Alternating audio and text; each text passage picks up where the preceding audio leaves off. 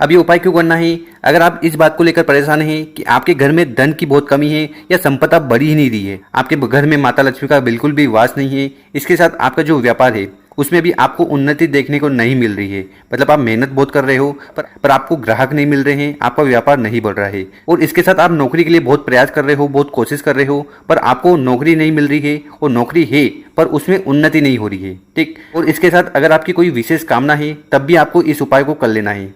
तो इस उपाय में आपको लेना है 8 काली मिर्ची और 7 तिल के दाने, और ये विशेषकर उपाय कर लेना है। इसके बाद आपकी जैसी भी कामना होगी वो मात्र 7 दिनों में पूर्ण होने लगेगी। तो पूज्य गुरु जी की कथा को सुनकर ही ये उपाय बहुत अच्छे से समझाएंगे। उसके पहले इस वीडियो को लाइक कर दें और चैनल पर नए हो तो सब्सक्राइब जरूर करिएगा। तो इस उपाय में जो सबसे पहले सामग्री हमें चाहिए वो है काली तिल। ठीक है, तो आपको काली तिल लेनी है। कितनी लेनी है? तो आपको 7 दाने काले तिल के लेने हैं, या फिर आप 1 चुटकी काले तिल भी ले सकते हो। ठीक, इसके बाद जो अगली सामग्री है वो है काली मिर्ची। तो आपको काली मिर्च लेनी है। कितनी लेनी है? तो गिनकर आपको 8 काली मिर्च ले लेनी है, और जो काली मिर्च आप लो वो कहीं से भी खंडित नहीं होनी चाहिए। ठीक है, इस बात का विशेष ध्यान रखिएगा। और इसके बाद जो अगली सामग्री है वो है लौंग। तो आपको लौंग लेने हैं। कितने लेने हैं? तो 1 चुटकी लौंग ले लीजिएगा। ठीक है, अब 1 चुटकी में जितने भी दाने आए वो 5 आए, 7 आए, 11 आए, जितने भी हो आपको ले लेना है।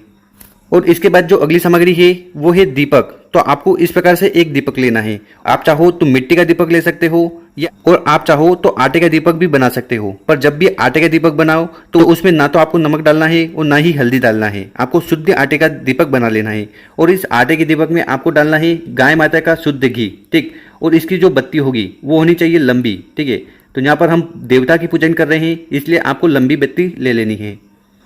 और इसके बाद जो अगली सामग्री है वो है तांबे का लोटा। क्या लेना है? आपको तांबे का लोटा। ठीक, और इस तांबे के लोटे में आपको अपने घर से शुद्ध जल भर लेना है। फिर इन सामग्री को लेकर आपको पहुंच जाना है शिव मंदिर। सुबह जाना चाहो तो सुबह चल जाना, शाम को जाना चाहो तो शाम को चले जाना। ठीक, पर कोशिश करिएगा कि ये जो उपाय हम बता रहे हैं ये प्रदोष काल में आपको करना है। ठीक है, तो शिव मंदिर में जाकर सबसे पहले उत्तर दिशा की तरफ मुंह कर कर आपको खड़े हो जाना है, और आप अपने साथ जो दीपक लाए हो, ठीक है, उस दीपक को आपको उठाकर प्रज्वलित कर देना है शिवलिंग के सामने। ठीक, तो इस प्रकार से आपको दीपक जला देना है।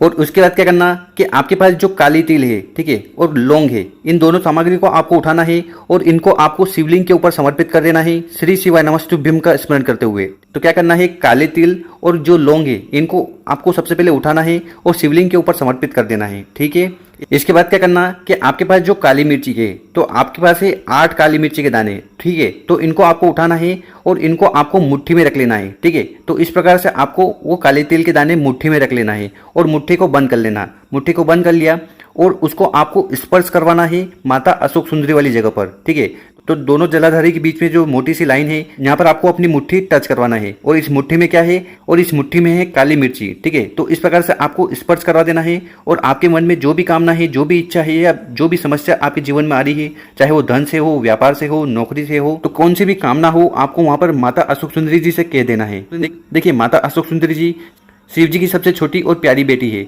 तो यहाँ पर आप जो भी कामना कहोगे वो ले जाकर डायरेक्ट शिव भगवान को कह देगी, और आपकी जो कामना है, इच्छा है, वो पूर्ण होगी। और उसके बाद इस काली मिर्ची को भी आपको उठाना है और शिवलिंग के ऊपर समर्पित कर देना है। तो जहाँ पर आपने लौंग और तेल समर्पित किए हैं वहीं पर आपको ये काली मिर्ची भी समर्पित कर देनी है। ठीक है, इतना उपाय कर लिया। और इसके बाद क्या करिएगा कि आपके पास जो जल का लोटा है उसको भी उठाना है और उसको भी शिवलिंग के ऊपर समर्पित कर देना है श्री शिवाय नमस्तुभ्यम का स्मरण करते हुए। तो इस प्रकार से आपको तीनों सामग्री समर्पित कर देनी है और फिर एक जल का लोटा समर्पित कर देना है। ठीक, और उसके बाद यहाँ पर आपको बैठ जाना है और भोलेनाथ जी से निवेदन करना है कि हमारी जो भी कामना है, जो भी इच्छा है, या जो भी विश है उसे जल्द से जल्द पूर्ण करो। या अगर आपके घर में माता लक्ष्मी का वास नहीं है, धन दौलत की कमी आ रही है, संपदा बढ़ नहीं रही है, तो वो भी समस्या आपको बता देनी है। तो इस प्रकार से आपको ये विशेष उपाय कर लेना है।